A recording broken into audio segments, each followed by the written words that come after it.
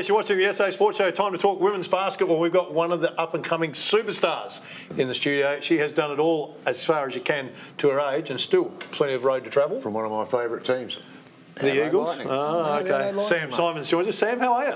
Good, thanks. Okay, we'll give you a big build-up. So a little bit of history for the viewers so they know. Sam's mum and dad, both terrific players, great, terrific coaches. Dad's still coaching NBL1 now. Yeah. Was there a choice for you growing up which sport you could play? Did they give you some options, or here's the basketball, you just come into the stadium? Not really. I think I was kind of born into a basketball stadium. I was always around when mum and dad were coaching, so I think I wanted to play the most, but I played a little bit of netball, but basketball was always it for me. Okay, the pathway for you, for basketball in South Australia, the pathway's been pretty good for you. Do you support the pathway the way it's designed? Yeah, definitely. When I was coming through, David Ingham was in charge of that pathway, and I worked with him a lot, so I came through. And you still became a good player. That's impressive. No, I'm only joking.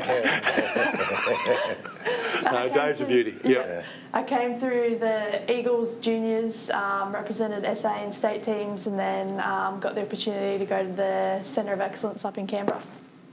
What do mum and dad like with the feedback? That's always an interesting point to me, because if you have a bad game and you go to your home, there's mum and dad sitting there, and they're both coaches, both great players and whatever. Do they come at you? When I say come at you, do they give you feedback positively, or do they mind having a crack at you every now and then?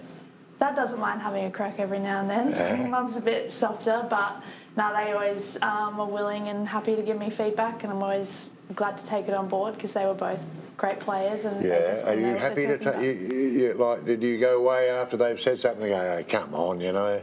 I might move out on my own. Do you live at home? No, I've moved out now. Good move. Good move, for sure. Well, I'm 100% sure at some stage, Stan, you said to your dad, why don't we go out and shoot it out? Because your dad's shot wasn't all that orthodox.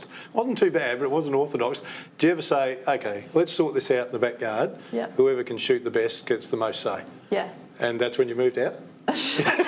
That's when you moved out shortly after that. Hey, tell us about your time at the Centre of Excellence in Canberra. It used to be the AIS, now the Centre of Excellence. You went young, you know, nearly 15 when you went, so I imagine it was a bit scary going, the 2 years you were there? Yeah, I loved the COE when I was there. I went when I was 15, so I was still a baby, moving out of home at a really young age, but I loved it. It's a really great environment for up-and-coming junior athletes to just be basketball, school, recovery, weights all the time. So I think it really propelled where I was as a basketballer at my age.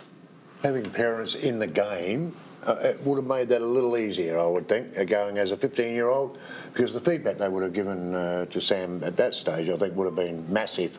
To go. Okay, yeah, absolutely. I mean, if you come as a 15-year-old when mum and dad are both brickies, then maybe, if you know what I mean, it might be a bit more daunting. But for you, mum and dad, they would have encouraged you to go, no problem at all, and the feedback they would have given you, all their lessons learnt, would have made it a little bit easier for you. Yeah, definitely. I think it's a really hard opportunity to say no to, because the facilities, the people there are so good, and it's just something that you can't replicate anywhere else in Australia. Yeah. So I was really fortunate to be able to do it for 2 years. So then the path, that's always a toss of the coin for athletes. Do I go to the States and play? And you went to St Mary's, which is traditionally a really good school for the Aussies. They recruit fairly heavily, St Mary's. A couple of years there, then COVID comes. But the 2 years, or the year you spent at St Mary's, what was that journey like for you? It was really cool. I chose St Mary's, one, for the people, because I loved everyone there when I went on my visit, and also that I was going to play straight away there. So that was really important to me, that I'd continued developing my game. I played a lot as a freshman, and I think that made me a lot better. Like the crowds? Yeah. They get into it, don't they? It's different, isn't it? Yeah. You know, the college crowds, because they're predominantly young, 18, you know, there are older people there, but the big portion of the crowd is the college kids, and they are so loud and so supportive. It's a cauldron, and it's hard to replicate that when you come back, isn't it? Yeah, there's nothing like college basketball back here. Nah. Let's talk about life back here now. So with the Lightning, had a pretty good year, made it to the semi-finals. Unfortunately, Melbourne a little bit too strong. Gotcha. How did you see your season? I really enjoyed my season. I was really thankful that Chris gave me the opportunity to play and show what I can do at the next professional level.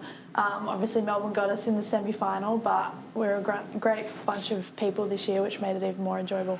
You know, sometimes you get a chance to work against some great athletes in where you want to be. Steph Talbot's certainly one of those for you. Is it a great opportunity to be able to train with her and then watch her play? Have you been able to learn a lot in the year working with her? Definitely. I think training against Steph is really hard at the time, but I guess I don't see at the time how much better it makes me, because she's one of the best athletes in the country and in the world right now. So to play against her is something that is just going to propel me forward, and she's a great player and a great person as well.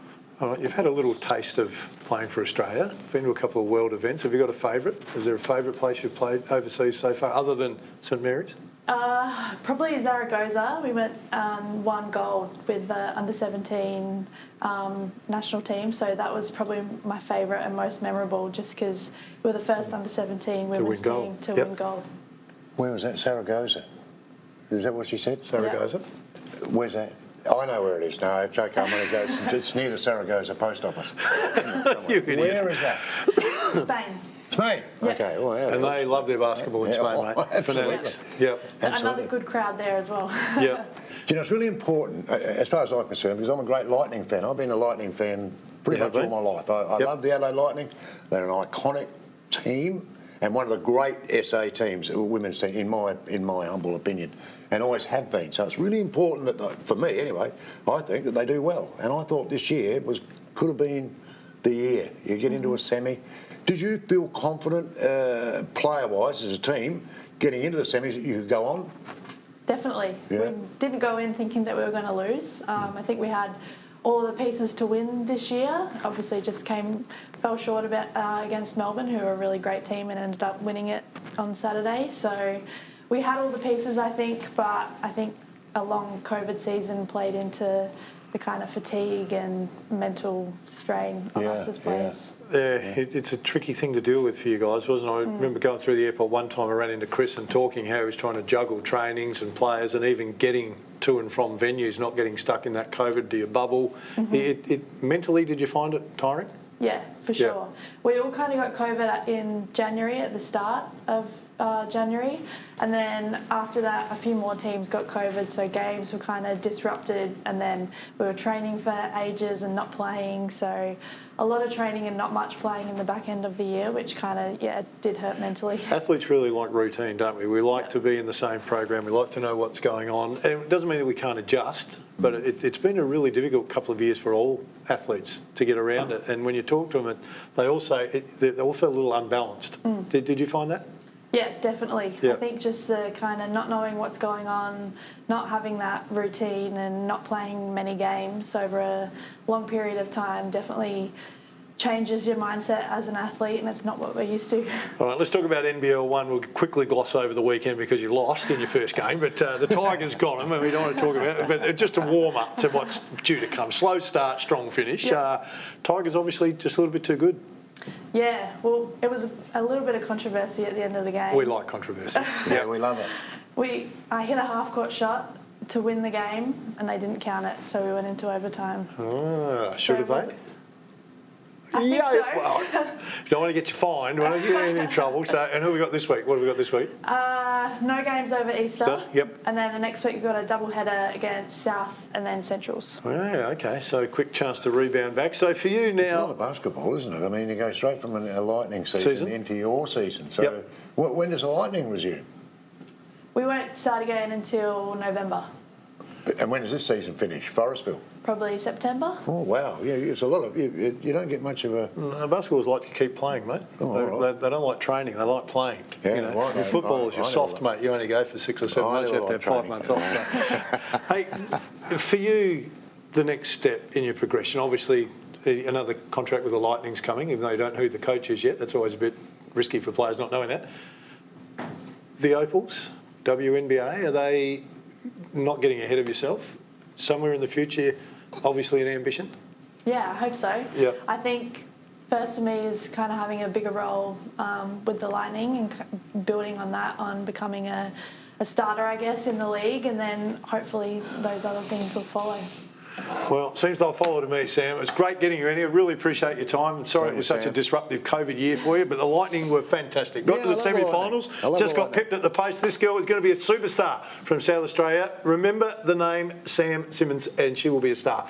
Once again, thanks for coming in, Sam. Thank you, guys. Stay with us still. A bit more to come on the show.